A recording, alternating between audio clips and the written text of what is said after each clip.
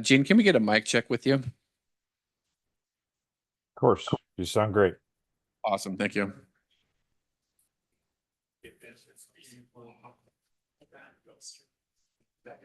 What's that? 2 minutes. Barb's in the house. The entire. Entire 2 minutes is there. I don't know. Which feels like I'm very lucky. I'm actually leaving. I'm gonna be out of. You know, about many vacations. So I'm not doing not to Hey, Brett. complain, but. Brian, just saw your wife and daughter. I know, they just got home as I'm leaving. They're going, hey, we just saw the bear. I go, where is he? He's gonna be late. Store looking at That's my wife. I go, he has his daughters and a wife and stuff. Maybe he's in there getting something for her. Brian, did you talk to Troy about cell phone and archive stuff? Not yet. Okay. I saw his message. Yeah, can you at least touch base with him before you leave tonight? Sure. Well, no. Okay. Yeah, if you should, I'll have to. Yeah, he can try and take it. We've got a problem with her. I'm gonna solve her tomorrow. But if you're stuck, just touch base with him and we'll figure out a plan. Is that just to do the new thing where you guys gave me the screenshot by screen? Yeah. Yeah, I just didn't have time to do it today. but it's And pretty we found nice. out that she got loaded without her phone number got loaded bad. So Oh, okay. and you guys were late ads, so I don't know if yours is gonna be good, bad, or otherwise. So Okay. touch base with Troy and we'll figure out what to do. All right, sounds good. Thanks.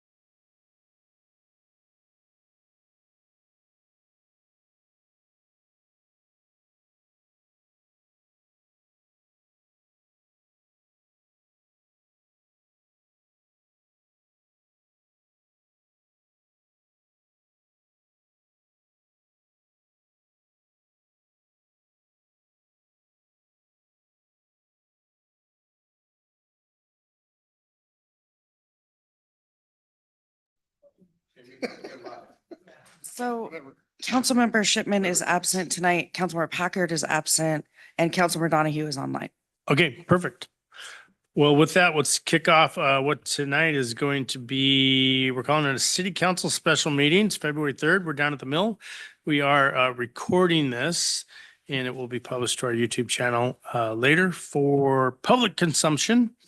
And so with that, I will hand the reins over to Council President Jorstad to run this meeting.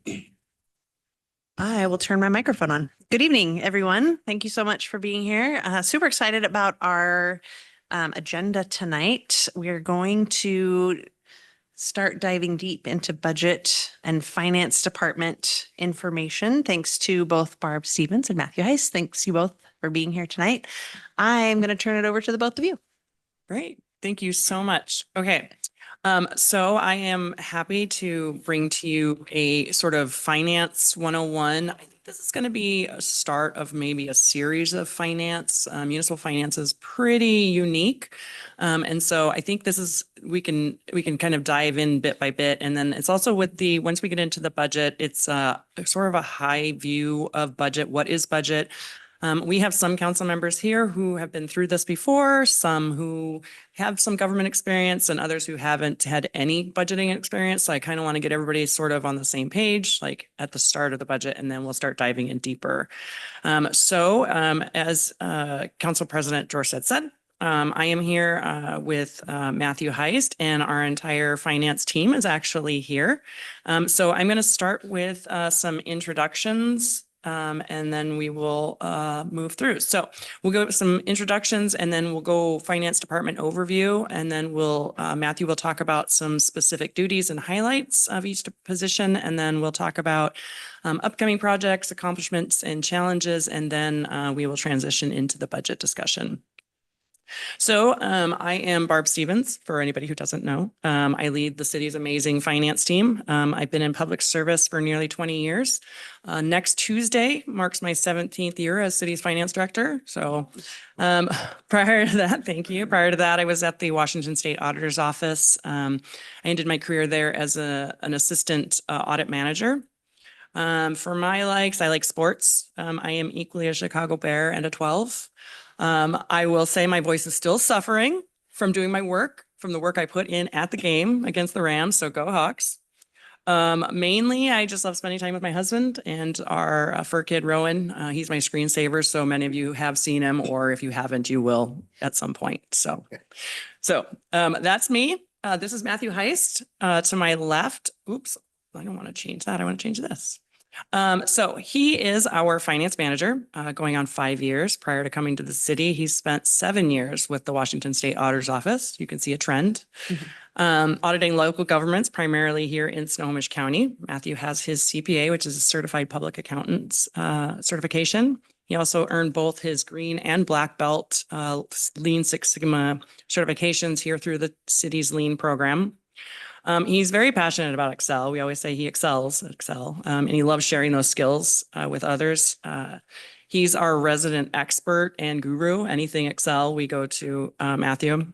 This past year, he was invited to teach multiple classes for government finance groups, including multiple sessions at our statewide Washington Finances Officers Association.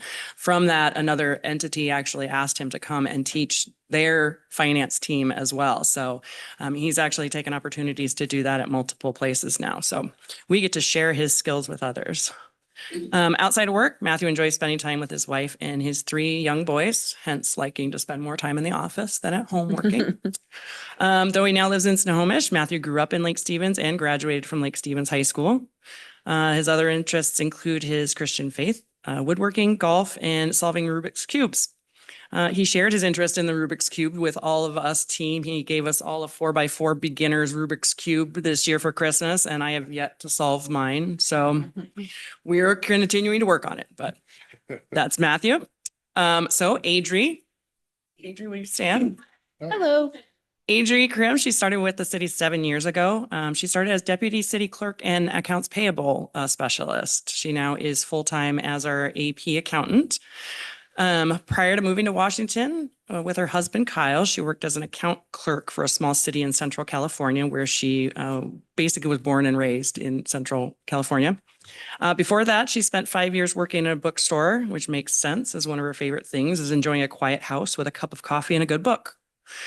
She also enjoys playing baseball and softball with her husband and 15-year-old son, Caleb, going to Mariners games, rooting for Seahawks, playing in the snow, and spending time with their rescue dog, Luna, and cat, Ellie.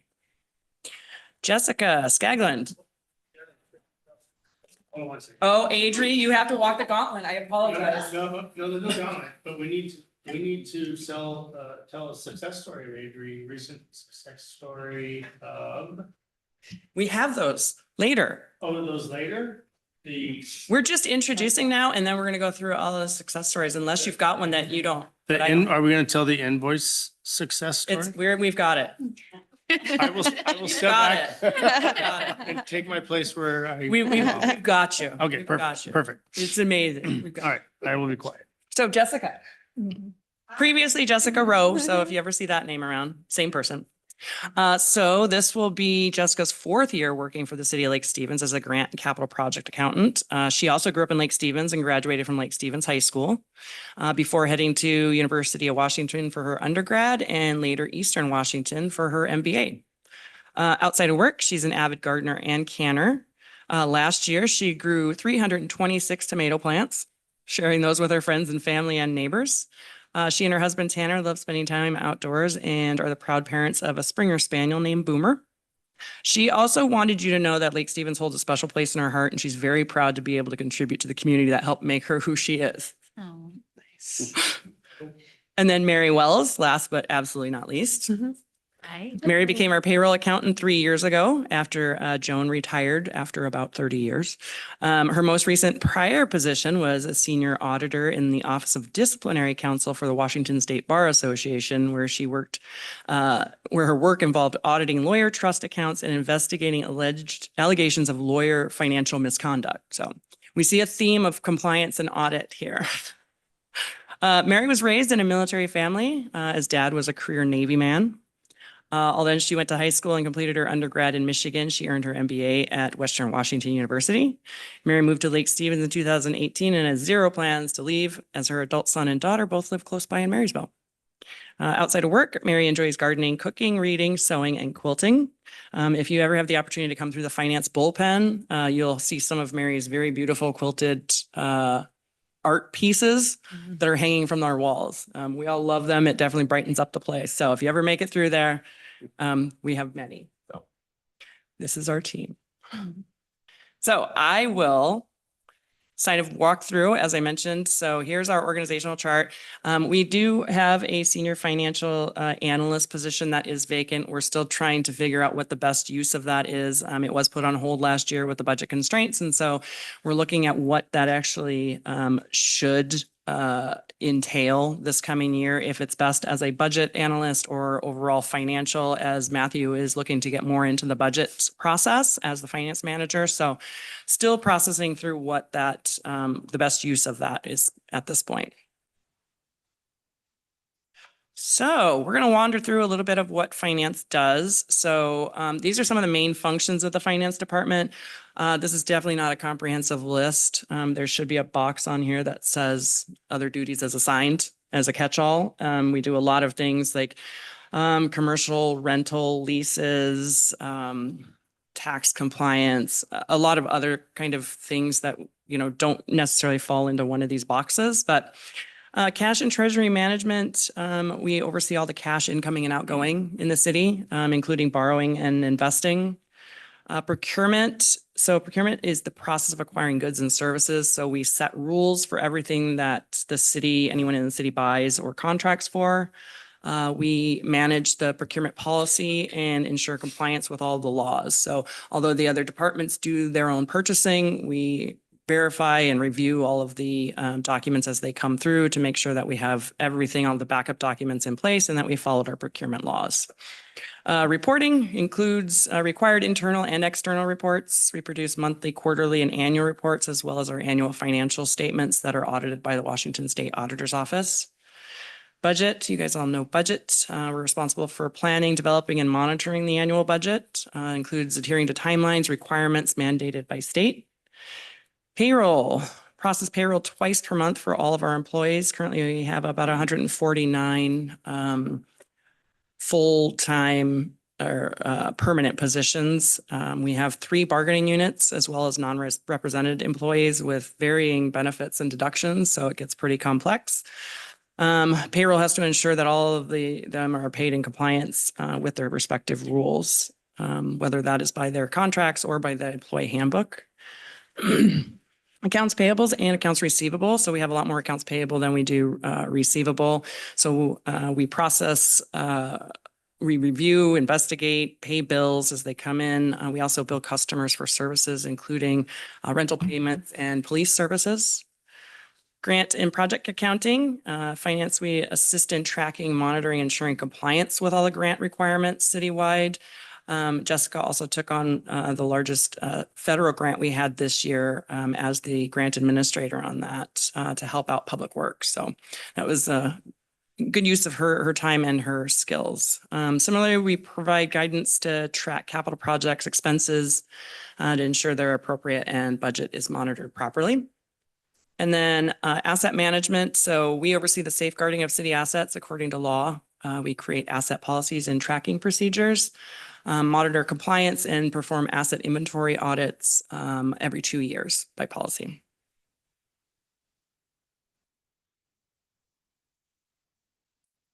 So this is me, main functions, oversee the finance department and my amazing team. Facilitate, prepare, monitor, and adjust the annual budgets, create, review, and update the financial policies, annual schedules for the financial reporting and monthly quarterly reports. So my successes are their successes.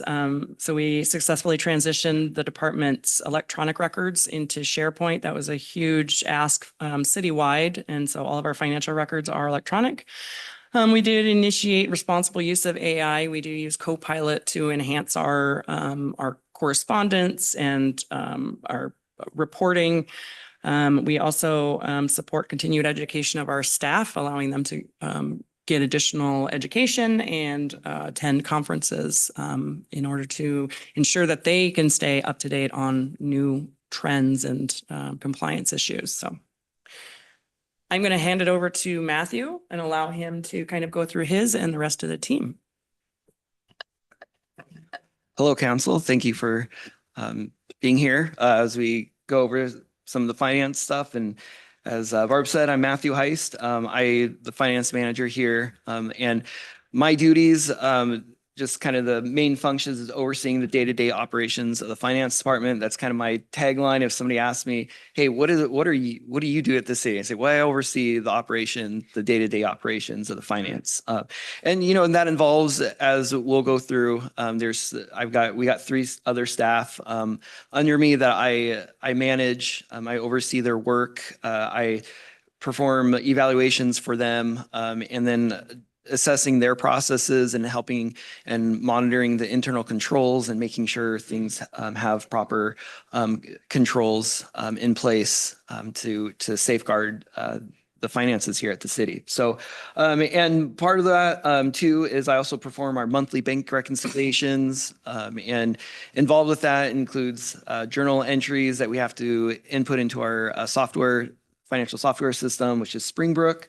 So that's one of my duties I do. And then I also create, review, and update financial policies as needed. Sometimes that involves our internal controls, as I was saying as well. And as you'll see a little bit later, there are some of the ones that we have on the docket. Hopefully we'll get done for this year. I also prepare and review the annual financial schedules for financial reporting. As Barb has mentioned, that we have to submit that stuff to the Washington State Auditor's Office at the end of May. And then we get audited on those on the financial reports. Now, when we say schedules too, there are schedules that are required that aren't actually technically a part of the financial statements. And so, but we are still required to provide those and submit those to the Washington State Auditor's Office. And for example, the Schedule 15 or the expenditures what is it? It's state funding, state grants that we get, what we get too. So, and occasionally when we have an audit, so there's also the CFA or the Schedule of Expenditures of federal awards. That's federal grants. That is not presented with our financial statements unless we have an audit of our federal programs. So those are just some examples of some of the schedules we do. I'm also the department liaison for the city's employee recognition committee that we have here, and then also part of the IT committee, which also there's a subdivision in the AI committee as well. So that I'm a part of as well here. So some of the highlights for 2025 was we started a new process to monitor gambling taxes, tax reports and payments, and making sure that that businesses in the city that have gambling activity, that they are reporting and making proper payments for gambling taxes. I'm also representative, or I guess the liaison, for the city for the Washington Finance Officers Association Education Committee. And that's something I do just once a month, and we help educate finance officers in the state of Washington. I also helped update, hence Barb had talked about my Excel skills, that I really like to do that. It's one of my passions, but updating our salary benefit spreadsheets to be able to easily run multiple type of scenarios for benefits for that. Also, was able to successfully create a situation for Barb to be able to, for our distribution reports as well. So be able to help her to be able to input them easily and for us to be able to report it easily as well. So I also reviewed current resources in our financial software and helped our department create multiple standardized reports to streamline various processes. Springbrook utilizes Tableau.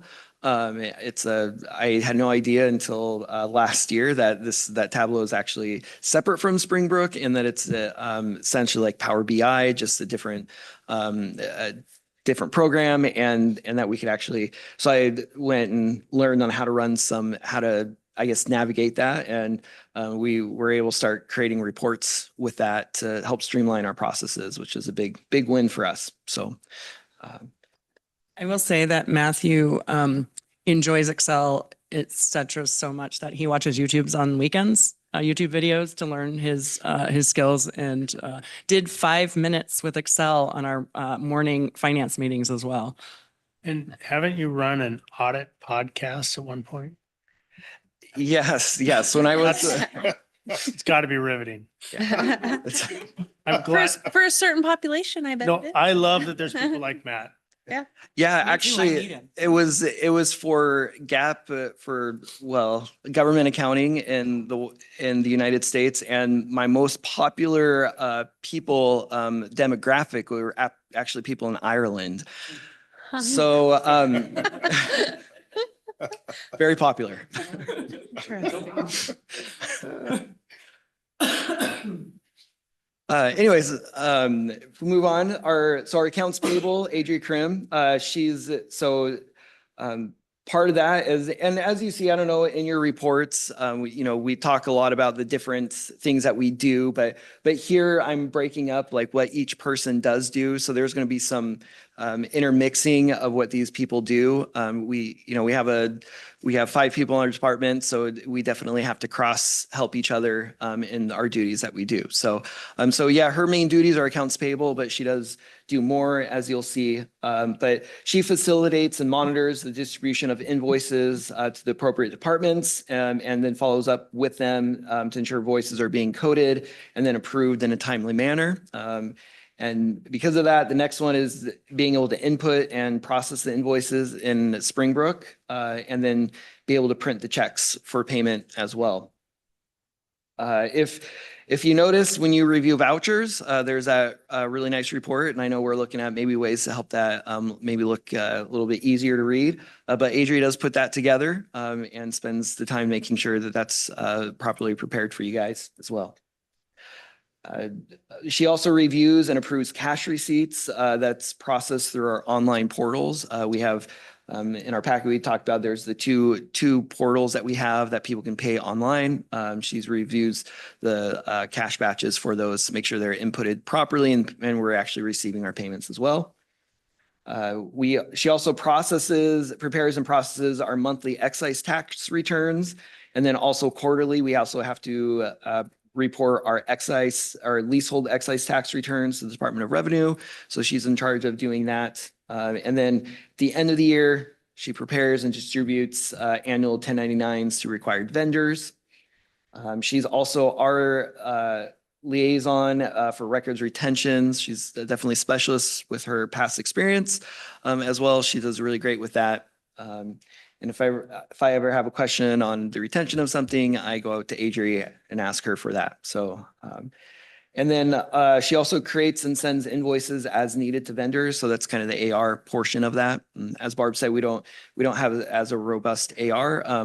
Most of our large, the cash that we receive, most of it comes through the county and the state. And so there's no need for us to have a separate AR person at this point for that. So some of the 2025 highlights is that she helped process over $39 million in vendor payments. And that includes 5,275 invoices, 2,414 checks, and 588 vendors.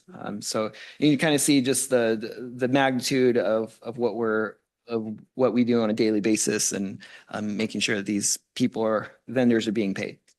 Mayor, it's still coming. Yeah, this will be an accomplishment. It'll be an Well, yeah, accomplishment. yeah. So Mary Wells for our payroll. Again, so her functions with the payroll involve reviewing time cards for accuracy. We have a separate system for our time cards, and she reviews every single one of them for accuracy, and making sure people are accurately reporting their time.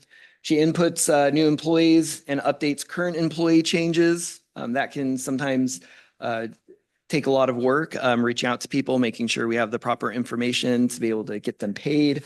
I know a few had to go through that process just recently, updating that stuff. So you got to get some experience with Mary, hopefully. So, and then she processes payroll to ensure employees are paid on or before the 10th and the 25th of each month. I know some agencies will pay the next, if it's a Sunday, they pay on that Monday, but we pay the business day prior. So if the 10th falls on a Sunday, we pay on that Friday. So we have to, sometimes those timelines are very quick for us. So Mary's does a really good job making sure that we never miss that.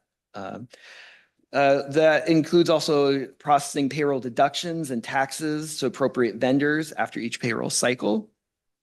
And then we have quarterly reports to the IRS, LNI, and the Employment Security Department for paid family medical leave and the WACARES deductions. She also creates monthly journal entries for payroll-related costs for permits, projects, and law enforcement boating that we have, and then process billings to school district and other vendors who utilize police services as well. So in 2025, you can see that there was 20.5 million in payroll expenses. That included 3,352 paychecks. So that's about 140 for each pay period. And it's about 700 payroll changes. That's kind of a hard one to kind of to figure out because one change can affect so many people. And I think we went through and actually just counted the number, not necessarily how many people affected for payroll changes, but actual just changes that she had to go in and fix. So, and then also 28 new hires as well, making sure that we're getting them set up, the 28 new hires for that. So that's our payroll. That's what Mary Wells does. And then we have Jessica Scaglin doing the capital projects and grants stuff. And so her main duties is that she tracks capital project expenses for various projects and assists departments with grant submissions and helping them keep track of grant funding. And she reviews compliance requirements for vendors such as prevailing wage and bonding requirements. Because Jessica's done so well at that as well, she's also become our subject matter expert in procurement requirements, which takes a lot of time. When I was with the state auditors, that was kind of one of the things I remember I think I was a subject matter expert for a little bit for procurement, and it's a tough subject. And so for her to exceed me in that, really shows her diligence and her ability just to do this. So she does a great job. She also prepares the annual schedules for the state and federal grant funding for financial reporting purposes. And she creates monthly journal entries for grant funding received. And she also reviews capital project progress billings as well. And not only that, I guess one of the ones that's not on here is that she does assist when needed for reviewing when we need some backup for helping to review some items. Sometimes that's necessary when payroll and AP are all due at the same time, and Jessica does a good job being able to step in and help with that as well. Some of the highlights in 2025. She supported the procurement lifecycle tracking of 42 city projects, including 5.24 million in capital project expenditures, She reviewed and also processed 3.29 million in grant reimbursements. And that's a really huge thing, without somebody monitoring that and reviewing that. Grant funding can just sit there and not get collected, and then eventually will roll off.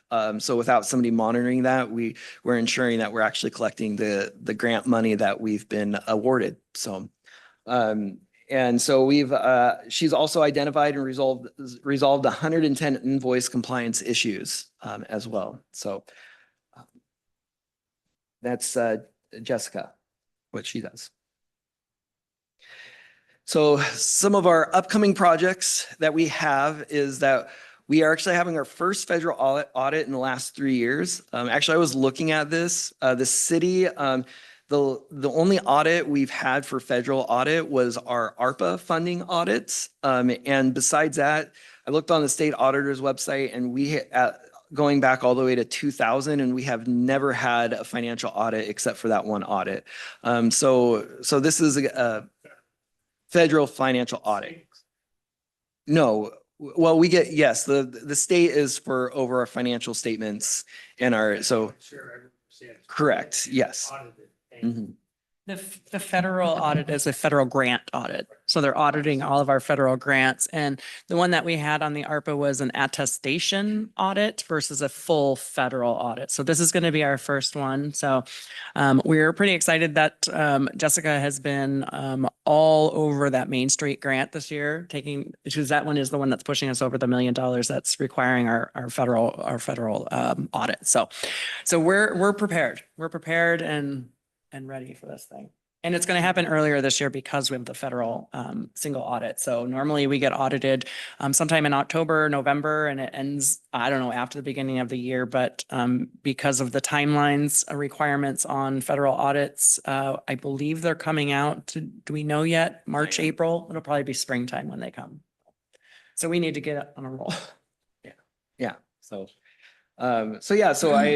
even though being ready, there's also it's definitely big for us too, because it's really kind of our first real audit, that federal grant audit that we'll be having. So also, as Barb had mentioned earlier, that every 2 years we do an asset inventory. So this year is falling at that 2 year mark. So we're going to kickstart that, and it's going to have to, and we're going to start that early on in the year as well. One of the other projects is rolling out our purchase card program. And last year we got approval from council and we also had a purchase card policy. And then we also have a program through the state bid that we're looking at, and we're going to start rolling that out. So this next year. We also are looking at updating our investment policy and program, and updating the program as well. So right now we only invest in the local government investment pool, which closely mirrors the Fed rates right now. And so they've been good the last few years, but they are expected to drop. And so if we can help leverage that and be able to invest in something, and government has very limited ability in what they can invest in. And so that, I don't know if that might be another thing to discuss on, maybe when we bring the policy back, we can discuss more about what that investment, the requirements are with investment as well. But then also, we also want to update the travel policy as well. Now that COVID has come and gone, we're starting to get a lot more travel. And so it's time for us to start updating that. So it's so it's just up to date for what we're doing nowadays too. And then we also need to look at the budget. We're looking forward to looking at the budget process review and being able to make that more efficient as well. And then also just the long range financial planning as well as a project. And these policies aren't individual to the finance. So what we have to do is actually go out and get all of our stakeholders involved, all of the other departments involved. What type of travel do you need? We don't want to put too many restrictions in our policies that we either limit the ability to actually utilize, whether it's our purchasing or our travel, those kind of things. But we also want to be fiscally responsible and compliant with all of the rules. So it takes a lot of work to actually go through and update policies. So we will also be updating the procurement policy. We have a couple of updates we need to do in that. And as Matthew was mentioning, it's a really big deal to be the subject matter expert on procurement, because our procurement policy is 100 and something pages of a lot of stuff. And so to actually know that and follow that is not easy. And so, but we do require every staff member to, or every employee and council and mayor to follow our procurement policy and rules. So it's good to have subject matter experts who can help us walk through those things. Okay, accomplishments. Yeah, accomplishments. And actually with that, I know jump around a little bit, but with that procurement, we did create new contract templates, updated policies and procurement training for departments. I'm actually really excited. I know Jessica has worked with our training coordinator and has created some online trainings that are going to be pushed out hopefully soon to departments that, as Barb said, our procurement policy is very lengthy. And a lot of that's because of state requirements and all that. So to have some trainings that can pinpoint and help people, we're really excited about that to hopefully make it a lot more clear to people as well. So we have as the mayor remind me, we do have annual audits, and this last year we had a clean financial and accountability audits from the state auditor's office. So there are two different audits, and one's the financial statements, and then the other one's the accountability, where they're reviewing policies and procedures and state law and looking at areas, making sure we're following that. And that continues our clean audit, clean financial and accountability audit history back as far as I've been here and beyond. So we're doing good still. And then also we did lead the grant administration on the city's largest active federal grant, which is Main Street. And that's the one that we're going to be getting the federal audit on this next year. So yeah, but we took that lead with that.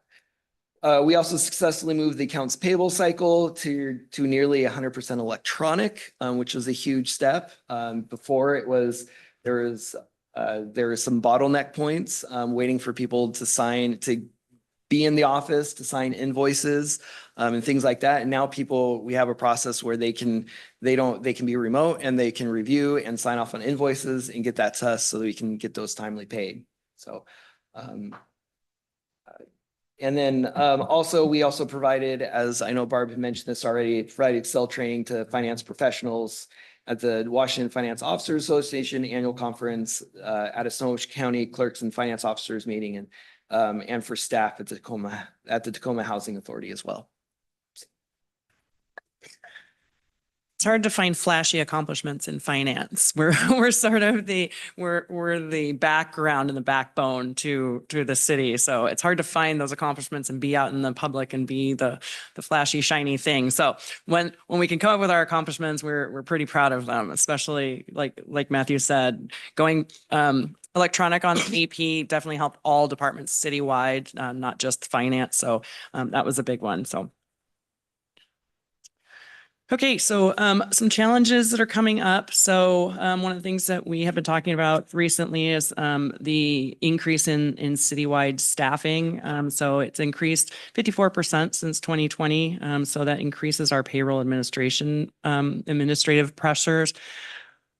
So we have to manage the state and federal compliance requirements. And then when you add Washington Cares, PFM, MEL, FMLA, any of the new requirements, it adds even more complexity. So as you learn, Mary's our only payroll accountant. She completes all aspects of payroll processing beginning to end. And then Matthew performs an extensive review using his Excel skills. He has created an express version of review, but it still takes a very long time to actually process and review payroll. And then as Matthew mentioned, Mary reviews every time card for accuracy. We are looking at this process citywide. we're hoping to put out maybe some trainings to get the citywide supervisors to review better, so that we don't have to be relied upon to review every single time card. As it currently is, we do, and we find lots and lots of issues that I don't know how many of you know about payroll, but you have 149 auditors every single pay period. So we don't want to mess up payroll. And so we're very, very careful about making sure we pay our people properly. But we need to lean up some of these processes as payroll department division hasn't grown. The city staffing has, like you said, 54% since 2020, and the staffing hasn't. So the burden on payroll is quite significant. So that's one of our challenges this year that we're really trying to address. So yes. And on top of that too, those federal and state compliance requirements also creates a huge, like this last year, there's the no tax on overtime. That was on the One Big Beautiful Act bill. Fortunately for 2025, we weren't required to report that, but for 2026, we will. And our system is not set up to be able to track that. And so we're going to have to find internally, we're going to have to find a way how to be able to track that and as well. So those are just some of those examples of the complexities of state and federal compliance requirements that just continue to put pressures on us. Thank you, Matthew. The next one, obviously, budget constraints and fiscal sustainability. We've been talking about this a lot over the past probably 6-7 months. What do our reserves look like? What do revenues look like? Increased inflationary services, payroll, staffing just continues to increase. So this will be a major focus in our coming months. And then also technology challenges. We have outdated software that limit our ability to process and analyze efficiently. We don't have the ability to we don't have an HRIS system, which is the human resources side. So we don't have position budgeting. We're unable to create budget scenarios within our system with real live data on for budgeting or payroll or staffing to give you reports that are reliable on the fly. So when we're looking at scenarios of, are we going to increase a COLA? Are we going to decrease medical benefits? Are we going to do this? It takes a lot of work with these Excel spreadsheets that Matthew has done great to attempt to have them like talk to each other and pull data from one to the other. But Excel spreadsheets are not adequate for what we're trying to do as a city. So that's one of the things that we've been looking at lately is upgrading our systems to accomplish the financial budgetary goals and have payroll. What we would love to do is have HR, payroll, finance, and budget be in one system. Unfortunately, those are very specialized systems. And so we're having trouble finding just one. So we are likely going to rely on integration. So we need a systems that will integrate with each other to pull the data. So we're going through a lot of demos right now. We've been through a few in IT, HR, finance. We've also pulled in Lori, who is our AI coordinator at this point. That's kind of her thing. Also some other departments just to see what is helpful, what do you need, what can we help you with when it comes from a budgeting standpoint. So more discussions to come, but looking to do what we're trying to do moving forward. Our current system is not likely to have the extensive abilities that we need. So we're pretty limited in what we can do and what we can provide to you. So that's where we are. Those are our challenges for the year. This is what's to come for your executive retreat. So unfortunately, I won't be at your executive retreat, or your council retreat. So I wanted to bring you finance today and bring you my incredible staff today. So, and we will walk into budget in just one moment. Is this a good time just to ask a quick question? Absolutely. Please do. I want to thank Mary and Jessica and Adri for being here tonight. It's always great to put names to faces, and you guys aren't here very often. So thank you so much for taking the time and being willing to be here. Super appreciate it. I have a question for the three of you. I'm curious to hear, you've heard like kind of the overall challenges. I would love to hear from each of you what you feel like your biggest challenge in your role at the city right now, or what you feel is going like exceptionally well. Or both, if you want to say both. I will say finance people don't love to be put on the I know, and I'm sorry, and that's why I started with a thank you very, very much for being here part. I would say that one of our greatest accomplishments is we're a very cohesive team and we really help each other out in any way we can, even if it's just saying, hey, do you want to go for a walk? You know, if someone just needs a few minutes. But I feel very, very supported. So that's awesome. I would say the biggest challenge for me with payroll is our continued growth, which is awesome that, you know, we've got just amazing staff all across the board. But it takes so much more time. It takes so much more time. So I'd say one of my biggest challenges right now is what Barb touched on with timesheets. It'd be awesome if my review rarely was needed. So, and I think that's something we can work on.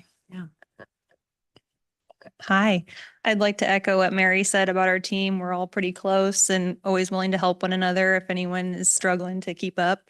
I also feel that I've built a lot of good relationships within the city with other departments. I work with a lot of other project managers, directors. I'm sure they've had to deal with me a few times with procurement questions, and building relationships has really helped me to move forward and work as a team with the entire city. So that's a strong point on my end. Struggles, I would say keeping up with all the changing procurement policies and the grant regulations. There's always something new. So trying to keep up with that is a challenge, but we've been doing it so far and continue to work on it. So thanks.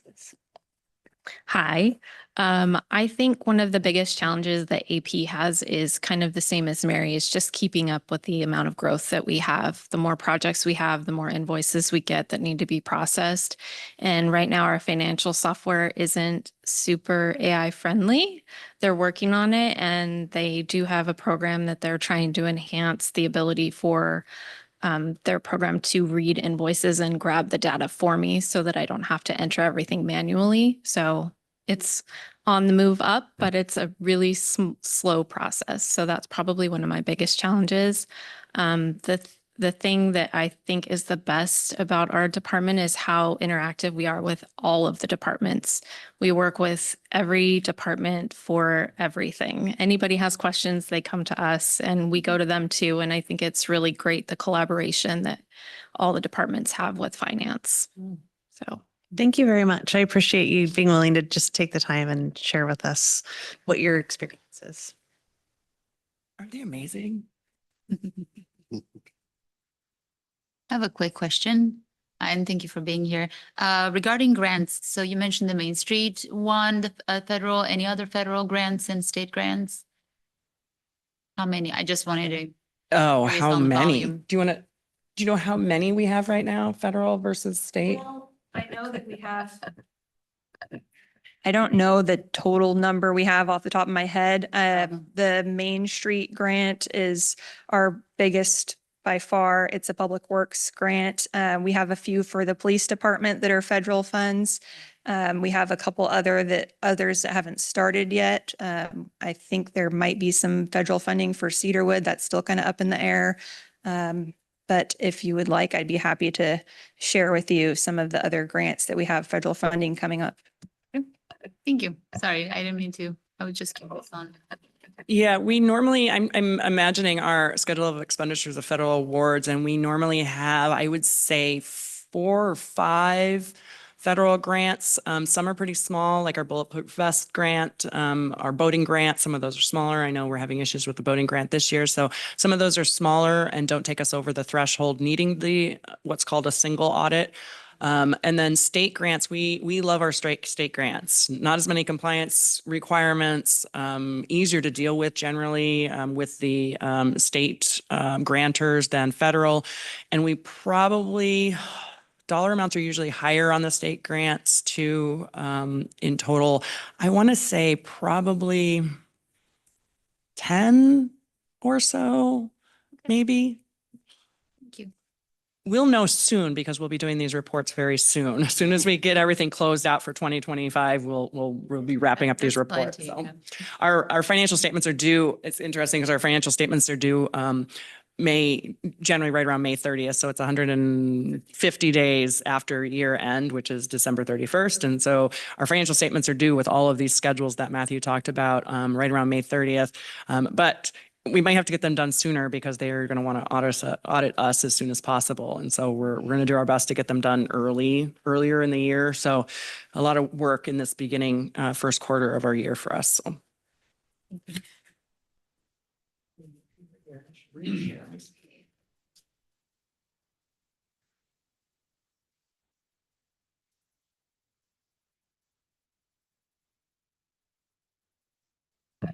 Okay.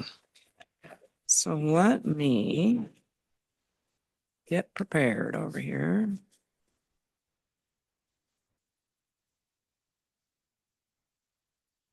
Okay, so as I mentioned, we're going to kind of go into budget basics. We're not going to go super deep into our budget, like where we are forecasting. We will get to that. As I mentioned, we need to actually close our books for 2025. So we need to find out where we're going to be in order to figure out where we're going. So just to start out here, budget basics. What's a budget? So it's a legal document, forecasts resources and authorizes spending for a specific period. Basically, it's just a way to utilize resources to accomplish city goals. So as I mentioned, municipal finance is different. It's different from business budgeting or personal finance.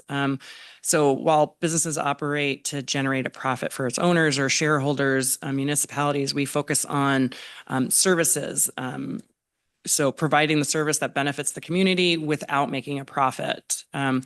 One of the things that we always ensure is that we're not creating a surplus of funding. If we are, it means we're likely either charging too much or not providing the service that we had said we were going to provide. So that is the focus for municipalities.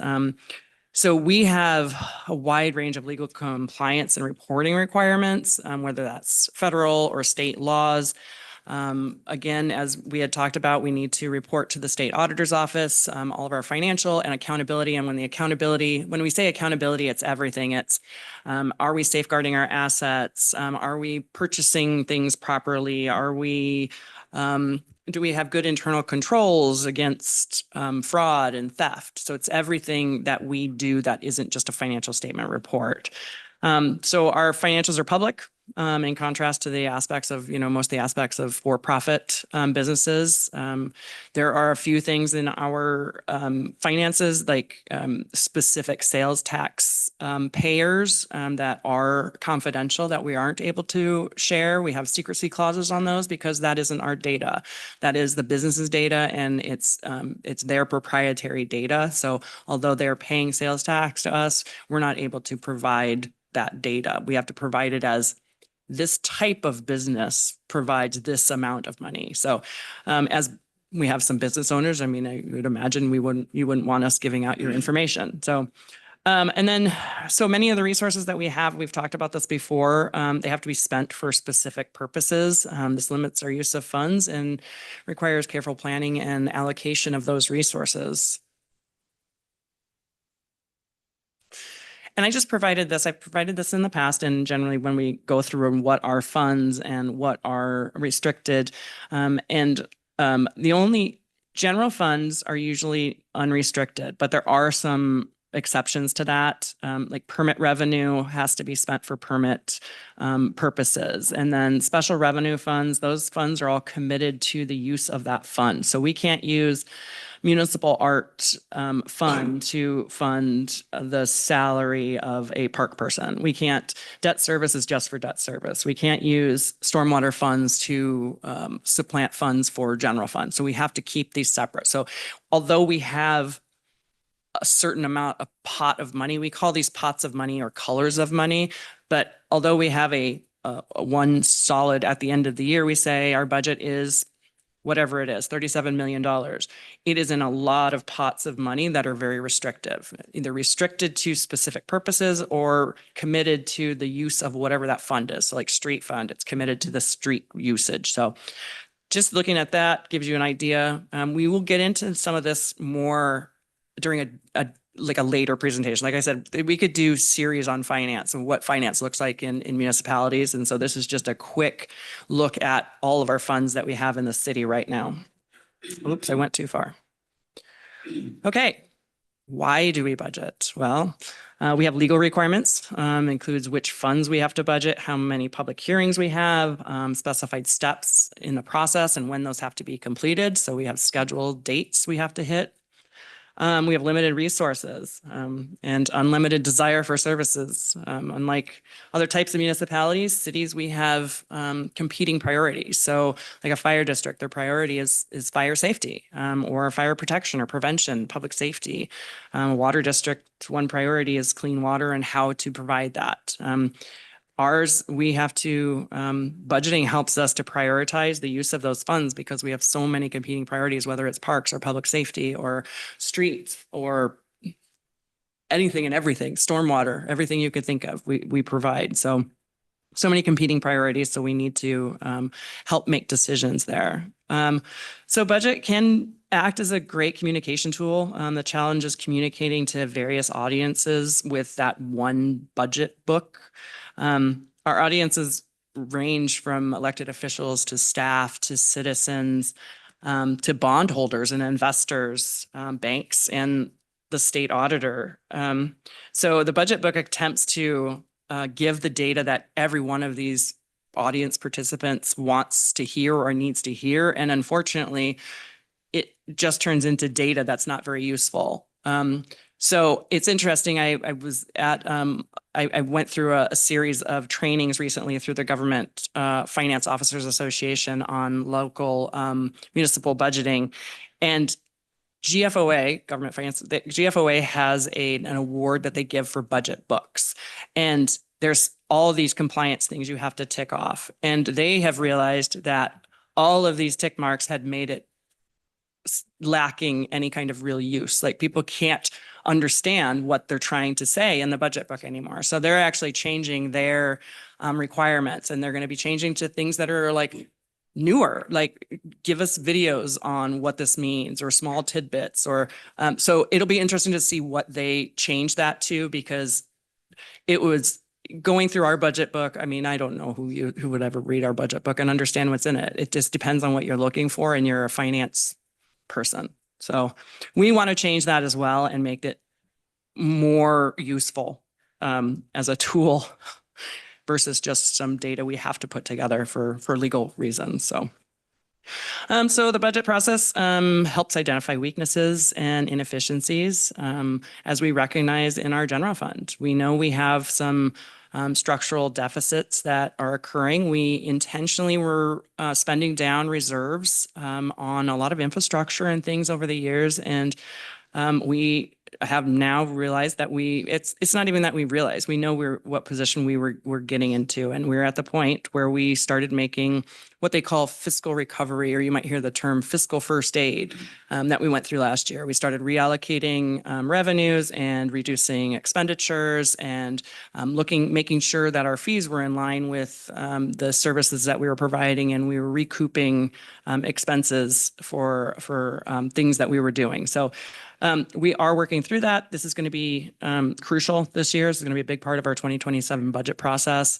And I would assume we will start doing that very soon rather than waiting much longer. I think we're going to have some ideas on long-term fiscal sustainability coming soon. So we will get to those. And then the last ones here kind of go hand in hand. So accountability, transparency, and trust. If we manage the budget in an open and collaborative way, and we can show accountability, we can create that trust with the public. So it's very important. Budget, there's a lot of reasons to budget. Obviously, the first one is legal requirements. We're required to do it, but now we need to do this as a plan and a process and help us move forward. So accountability. So this is a good slide. Who are we accountable to? So as I mentioned earlier, accountability versus profitability, you might have seen that in the report. Cities, municipalities need to be accountable and not profitable. So we're accountable to our constituents. So overall budget, we don't want a surplus and we also don't want deficit, as I mentioned earlier. Providing services that are required and desired.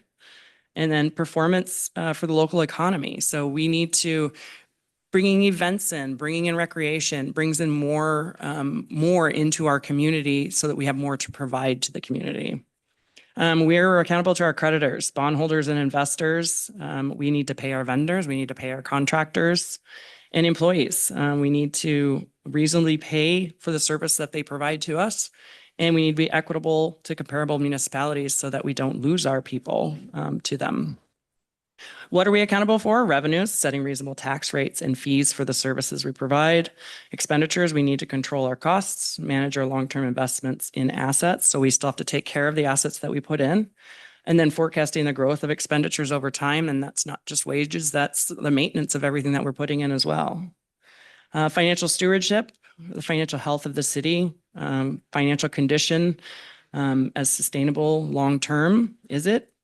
Resources, properly collected and accounted for. So as Matthew had mentioned, he came up with a process to look at our gambling tax so that we can make sure we're getting that. That's another thing that we talked about with the position that's vacant. One of the original ideas is revenue. We need to have somebody who's looking at these revenues coming in and making sure we're getting the revenues that we actually already are supposed to be getting. And so a lot of these things take a lot of time and effort that we're basically barely scratching the surface on.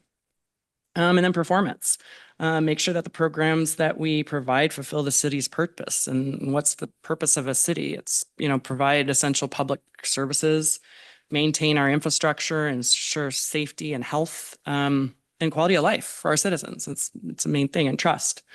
And then ensuring appropriate investment in infrastructure. So again, we need to invest in the infrastructure that we have and then continue with the maintenance of that infrastructure as well.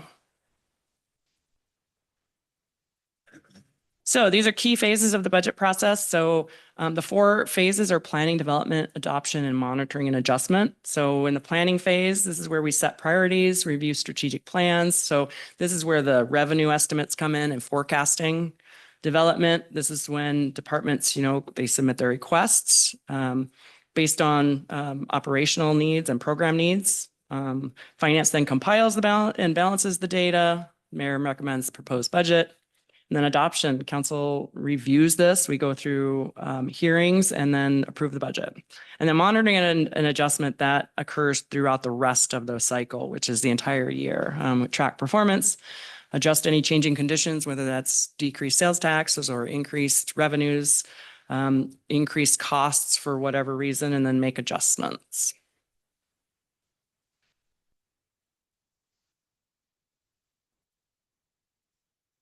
The last couple of slides were pretty gray, so I added a little color here. So roles in the budget process. So departments, again, as I mentioned, they determine the operational and program needs, propose funding and requests, and then they manage their budgets throughout the year. Finance, we build the framework, we ensure compliance with the budget and coding, and we offer guidance and analysis. And then the city administrator and mayor, they suggest budgets that will align with the strategic plan and policy goals. They coordinate with the department priorities and resources, and they take the council's direction and turn it into actionable budget proposals. And then community stakeholders, preferably, they provide feedback on budget proposals, bring some diverse perspectives, and help build trust and transparency in the process. I know we want to improve on this. We want to get one idea was to get some more stakeholder roundtables early in the process where we can say, here's some of the proposals early versus I know a lot of the times it's looked at, we're required to do so many public hearings and we have to get so far through the budget before we get to the public hearing portion. And by the time we get there, there's very little time for constituents and residents to come in and have any kind of real say in the budget or feel like they have a say in the budget. And so I think often they don't come and have a say. And so we need to figure out how to do that better early, and whether that's small roundtables or what. We're kind of trying to kick that around a bit on what we can actually do to improve our community communications and we will work on that. So, and then elected official, do you guys approve the budget? You set your policy directions and hopefully represent community interests. So this is just a look at budget framework in Washington. So we have the revised Code of Washington, RCW requirements. In cities, you prepare and adopt your budgets under either RCW 35 or 35A. We are a code city, so we generally go under 35A for most of our legal requirements, but there are, Greg will tell you, a lot of other legal requirements we have to abide by as well. This is just 35A as our basic RCW that we perform under. Balanced budget, adopted budgets must balance planned expenditures with available revenues and resources. I know we've talked about this a few times. What is a balanced budget? What is structurally balanced? So we do pass a balanced budget. Public process, required public hearings, budget presentations, and council adoption by ordinance. And then budget cycle, you can budget either annually or biannually. Even with biannual budget, you still have to budget every year. You have to do a mid-biennial review. We do annual budgeting at this point. And then there's a lot of state oversight. We have to send in reports and certifications, and not just to the state auditor, Department of Revenue. We also need to send levy certifications to the county as well. So there's a lot of oversight that we have to deal with. So just to look at Lake Stevens, so we, as I mentioned, we're a code city, over 20,000 population. This comes into play in a lot of different aspects, not just budgeting and procurement, everything. We are cash basis method of accounting. That just means we recognize revenues when we receive them, recognize cash when we receive it, and recognize expenditures when we cut the check, pay the bill, basically. We are an annual budgeting cycle, as I mentioned. We developed the budget based on strategic plan and annual budget priorities. Every year when the requests come in, we attempt to align those with the strategic priority. What strategic priority are you actually hitting with this request or program? Public input includes, we do an annual budget survey and we do public hearings. So as I mentioned, we'd like to increase this or improve this into more interaction. Department engagement and collaboration, we get requests made by based on operational and program needs. We also have a number of executive staff workshops where we go through before we do the requests. We kind of go through and say, here's what everybody's going to, like, here's what you're looking at. Here's what I'm looking at for my department. Is there any overlap? Is there anything we can, reduce or collaborate on? And then we do more after the requests are in. And then the mayor reviews the budgets in their entirety and proposes the preliminary budget to the council for their consideration. So this is just a snapshot of our budget timeline as is now. So this is a year-long process. So January to July, that's when we're usually closing the prior year, adjusting our current budget for beginning balances, rolling forward, looking at strategic priorities and doing asset inventories and financial review. And then we go into executive staff roundtables, like I mentioned, the pre-budget roundtables. At this point, I'm creating base budgets and forecasts, and then sending out instructions to department head, which usually include a message from the mayor as to here's what we look like this year, here's where revenues are, here's what I'm thinking with our priorities. And then budgets get compiled. We have more roundtables, presentations, council review and discussion generally throughout September. And then we propose the final budget and then it becomes available to the public. So that's when we actually publish the a preliminary budget book or the budget book itself. And then October, we go into public hearings. That's when the property tax has to be taken care of and to the county auditor. And then we go through the proposed budget, and then hopefully in November, budget gets finalized and adopted. If not, it does need to be adopted by December 31st. Barb, one thing I think that would be helpful to know, although I don't know if this is the plan this year, but last year we had a fall retreat and we just focused primarily on the budget. And so it was really helpful, I think, to have just a full day of being able to have that preliminary conversation, to hear the mayor's priorities, to kind of talk through, what direction we felt like we were going, what the forecast looked like, and to do that earlier rather than later, because I think that provided a really good foundation for those discussions. So my hope is that we incorporate that moving forward. Me too. I like that idea as well, Mayor. I was going to jump in on that. So we've done that the last couple of years. And so what I've seen looking at other cities, oftentimes the budget process turns into a very cantankerous process between council and mayor, right? Oftentimes you'll see a mayor who will just build the budget, throw it to the council and say, good luck. And then it turns into this, where's he hiding the money? Where's the mayor hiding the money? Weirdness. So we stopped that idea a couple years ago, and our process now gets looked at by other cities where we do have this 1-day retreat and we lay out everything. Here's all the finances, here's all the asks, here's everything. This is my proposed thoughts. Let's collaborate so that we build it together early, and it doesn't become a cantankerous process that's long drawn out and silly. I'll use the word. So that's how we do it. It's been working very well last couple of years. Like I said, when I explain that process to other cities, they're like, huh?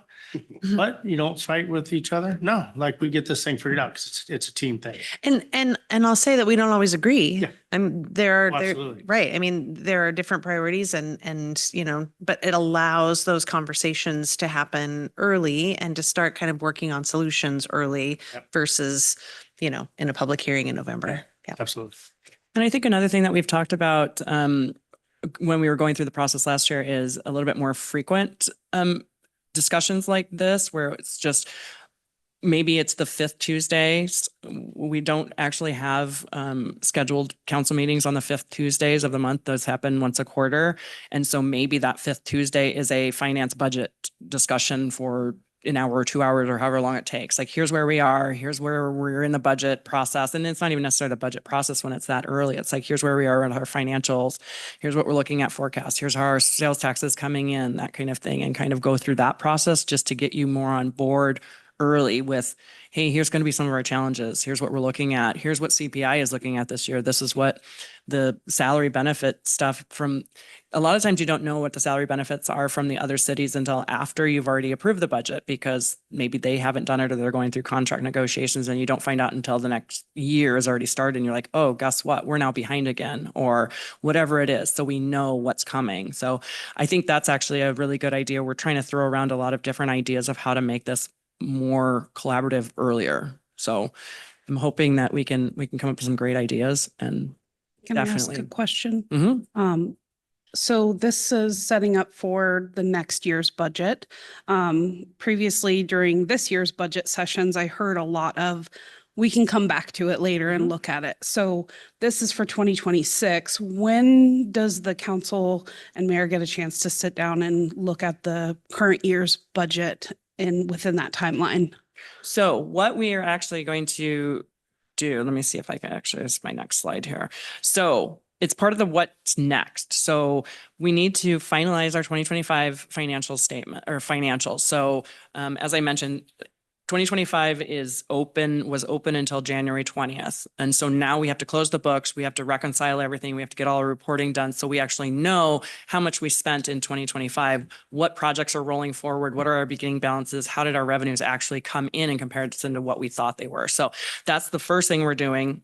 We're going to update your financial forecast. Normally it's just general fund, but we also need to update street fund because we took quite a large chunk of street fund money in order to put it into general fund this year. So we need to really look at those two and then do budget amendment for 2026, which will roll forward the new beginning balances so the cash. So whatever cash was left over in 2025, we need to roll forward into 2026 and say, this is our new beginning.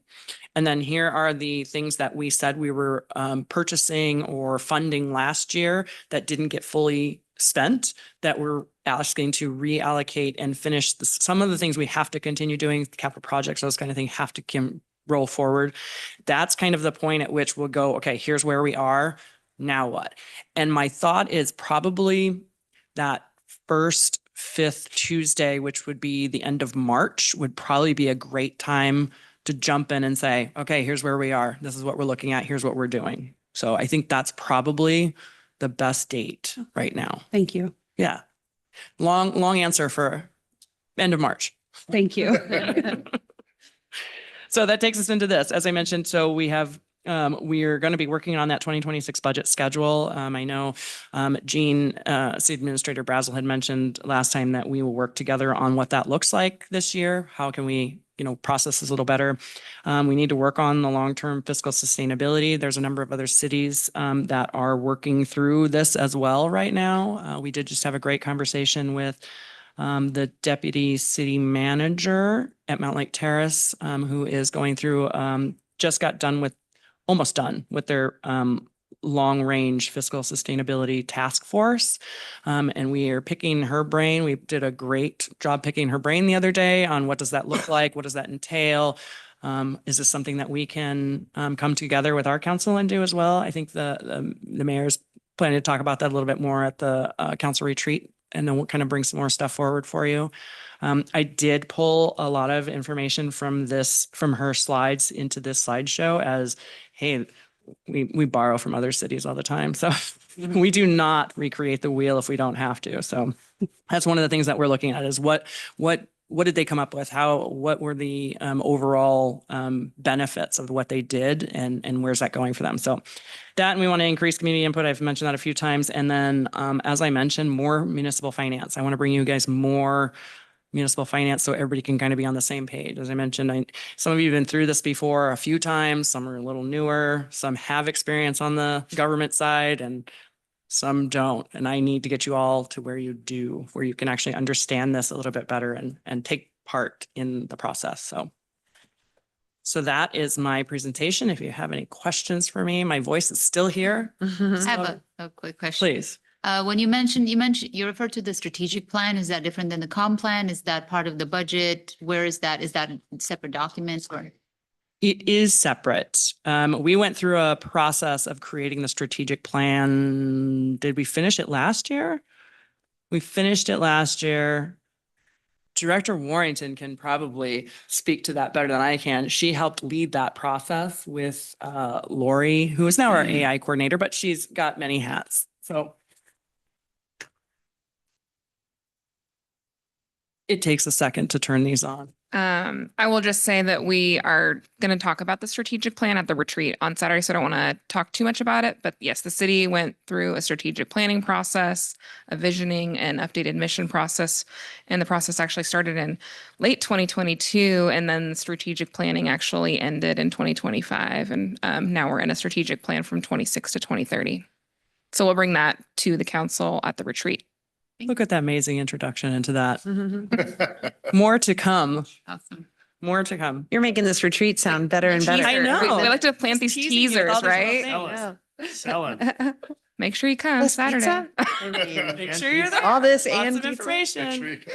Spa hours from 1 to 2. Don't miss it. Yeah, I've actually really enjoyed this first, month or so. I mean, just bringing all these new trainings and things to you guys. Like I've been listening to them from home too. Like, ooh, what are they doing now? This is amazing. I think it's fantastic. We kind of get out of that habit of teaching what we do because so many people have been here so long that you kind of get out of the habit of saying, hey, this is what I do. Like, we're not fancy. We're not out in the public. So you probably won't see these guys for another 7 years. But you will see Matthew more because we're going to get him more involved in budget. So he's going to be involved. So anyway, if you have any questions for me, let me know. I'm here. We're all here for you. That's it. Thank you both. Thank you. Thank Appreciate you. it. You didn't do the win. You didn't do the Adri win. That's what I was waiting for the whole time. What did Adrian win? I thought it was the electronic. She saved us $2 million. It was close to that. It was like 20,000 or something. What? The invoice. Oh, was fraudulent. so we do get some amazing fraudulent invoices come through quite often. And one of the things, Adrian is very good at reviewing these and asking questions. And that's one of the things that we always do is we go ask the question. And so one came across from Jean, I think. No, it was from a vendor. From a vendor for Jean to our invoices. And of course, Adrian went and said, what is this? Where do I code this? What budget account does this come from? Yeah, he didn't know. There was nothing there. It was fraudulent. So we then threw it to, we have a button that we can push that says, hey, this is fraudulent. And it goes through IT. And then they actually start looking into it. And I don't even think my staff realize that IT then does something with it. It's usually just you hit the button and it goes away and we just don't pay it and there's no big deal. And I was like, no, they started investigating, went through the police. I don't even know where it's at this point. Yeah, we're actually going to run a tabletop exercise around that. Carr's working on that debrief. Because I did get through several levels of people to kind of review these things, and they should have seen immediately from the email that it was fraudulent. But so we're going to be running a tabletop exercise on that eventually. And the person that did the fraud was very, he put their ACH routing numbers for their bank. I know this is an online bank, but if it was within a certain time period, we could have probably got the FBI's to do a warrant for that and to be able to track down who that person was. Most likely it's going to be an overseas person. I mean, that's going to be a hard thing to do. So, but it would have been fun to be able to try to say, hey, no, we only do check. Where can we mail this to? And then really try to nail them. I love that you find that fun. I hear fun. I get terrified. awesome. Oh my God. No, But- no. but it was- We have a lot of things in place. But it was a very good attempt and Adri did a great job of catching it. So wanted to highlight that. In finance, we get those often because we're finance and great job, guys. But that is a testament to our business processes. I mean, everything has to be coded to a process, and so we have good oversight on everything that's being spent. So if you don't have a budget code for it and someone didn't order it, you didn't get paid. That's true. Thank you very much. Appreciate it. We are now going to transition into executive session. We are going to be discussing litigation and our potential litigation and property acquisition per our CW 42.30.110. Action is expected to follow. Yeah. Property sale, not property acquisition. Pardon me. And we need 30 minutes. And we need 30 minutes. So folks are welcome to hang around and come back because we will be taking action, but also there's no need to have to come back. And for Jean and Councilor Donahue who are online, if you could mute Zoom and go over to the Teams link for executive session, that'd be great. Are you guys